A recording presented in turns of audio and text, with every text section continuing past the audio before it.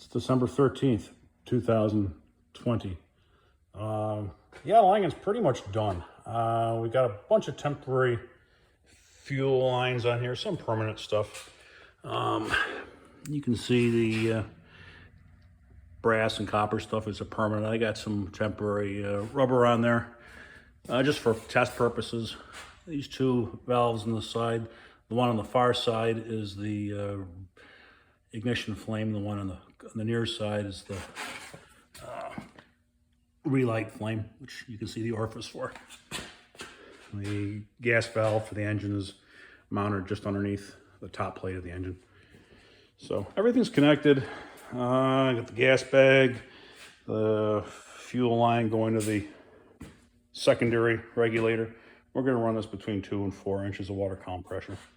And the secondary regulator is fed by a regulator on the tank.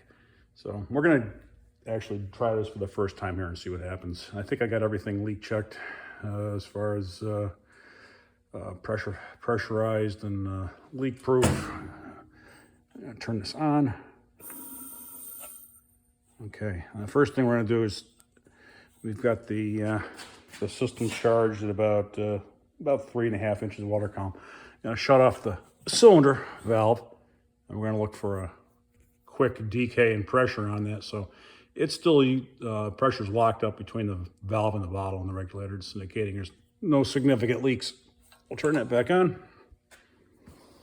I'm going to go back over to the engine and see what happens if everything works. First thing is to turn on the re-ignition light, which is this valve. And give it a couple seconds for the air to bleed out. Okay, let's see what happens. Oh, okay, great. So now you can see a small flame in there. The actual hydrogen flame is invisible, but the dirt and dust in the air gives little bits of luminescence to it. So what you're seeing is dirt in my shop in the air. Next thing is to turn on the this valve, which is the main ignition flame. I'll try to do this because I can really come out fast. I'll do it slow as I can. Okay. So it lit, and you probably can't see it too well in the video, but there's an internal flame inside the slide valve, which is lit. So we are not going to start it now. I haven't really made it on just when I want to start this, but just want to do a fuel system functionality test before we get too far along here. So what should happen is as I spin the engine over, the slide valve will cycle.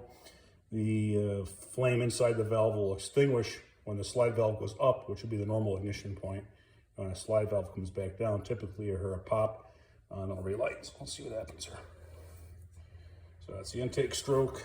Slide valve goes up, approaches the ignition stroke.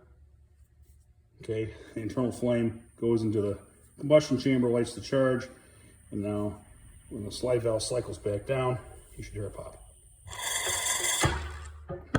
Yeah, you heard a little tiny pop. So, engine passed the functionality test. That's great. That's exciting. We're on our way. Hopefully we'll be starting this thing soon.